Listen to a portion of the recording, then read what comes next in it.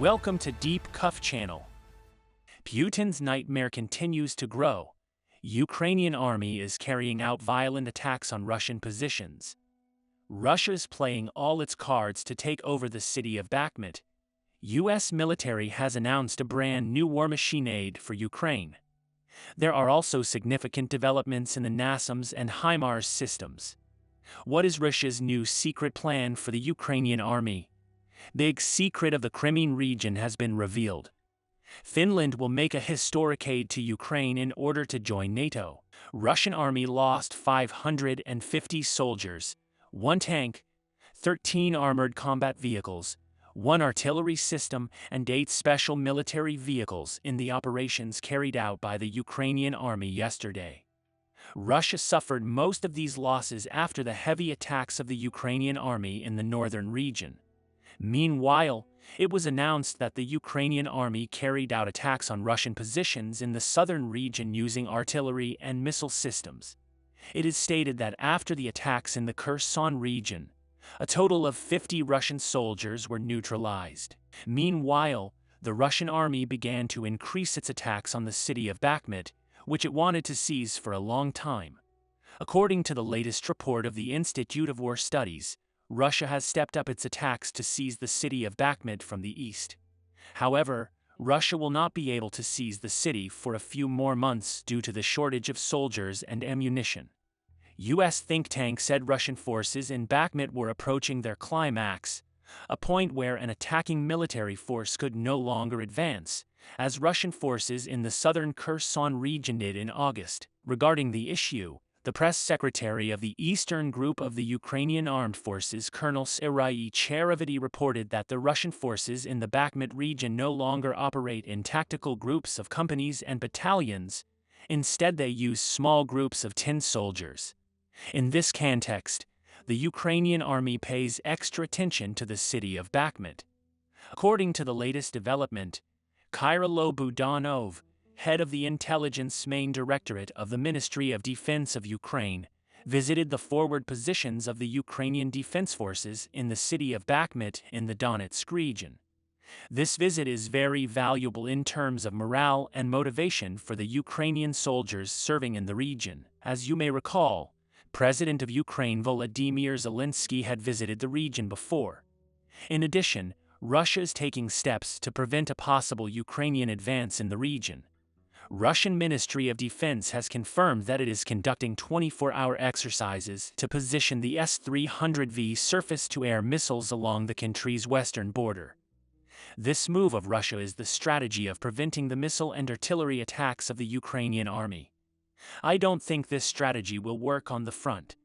Apart from Bakhmut, Crimea is an extra important region for Russians. However, according to Serhiy Day, head of the military administration of Luhansk Oblast, Russia is trying to protect its positions in Luhansk by withdrawing its troops from Crimea.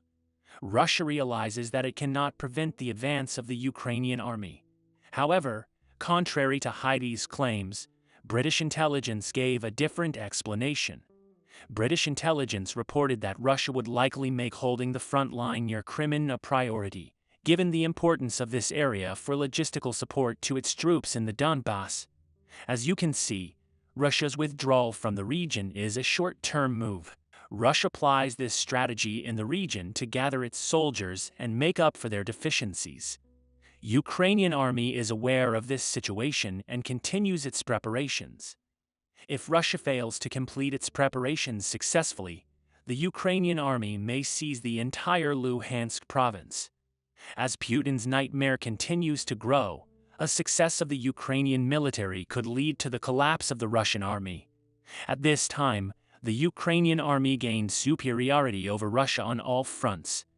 One of the biggest reasons for this situation is the enormous support given to Ukraine by Western countries. In this context, the USA is expected to provide a record level of aid to Ukraine. First aid will be JDAM ammunition, which is in permanent service in the inventory of the U.S. military.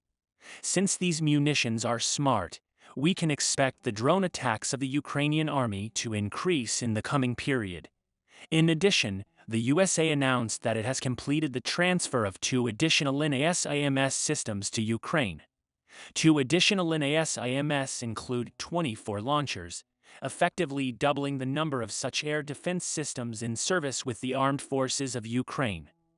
Delivery of the NASIMS air defense system was made a few days ago, and the Ukrainian army announced that these systems have started to operate actively.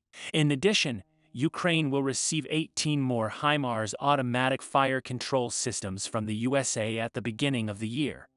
It has been learned that Kiev will receive 18 automatic fire control systems from the USA, in addition to the HIMARS and MLRS systems in service with Ukraine. We know that HIMARS systems are a real game changer for the Ukrainian military. Now, with these 18 new systems to be delivered, the Russian strategy can be completely destroyed. Immense power that the Ukrainian army will gain will bring about the end of Putin. Apart from these systems, the biggest need of the Ukrainian army has long been known as warplanes. There has been talk for a long time that the US military will supply Ukraine with F-15 or F-16 fighter jets. In this context, Ukrainian pilots think that Western warplanes will reveal the true potential of the Ukrainian army. Ukrainian military pilots perform tasks that technically even their aircraft cannot provide, and operate using modern tactics. Therefore, Western F-16 warplanes will fully reveal the potential of the pilots of the Ukrainian armed forces. Finland and Sweden, as well as F-16 warplanes, have long been negotiating to join NATO. In order to benefit from these requests of the two countries at the maximum level, NATO also sets some conditions. First of these is the aid to the Ukrainian army.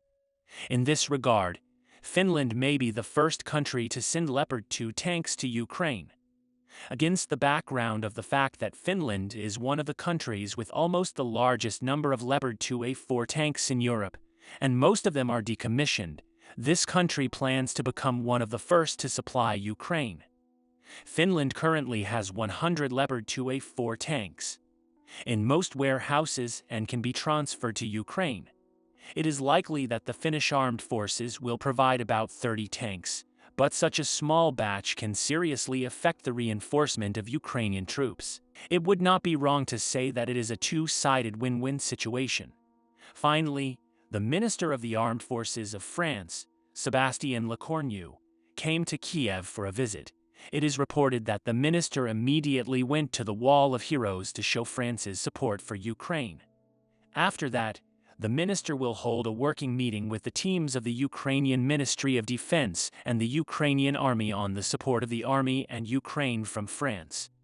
Afterwards, he will hold a bilateral meeting with his Ukrainian counterpart, and then a press release will be made. Lecornu's visit to Kiev comes just days after French President Emmanuel Macron approved the shipment of new French weapons to Ukraine and announced new deliveries for 2023. We are pleased to follow the development of friendship between the two countries. We will continue to monitor the world and especially Ukraine. We'll see what happens in the next few days. We have reached the end of another video. You can support us by liking the video. You can easily follow new videos by subscribing. I wish you all a war-free day. See you.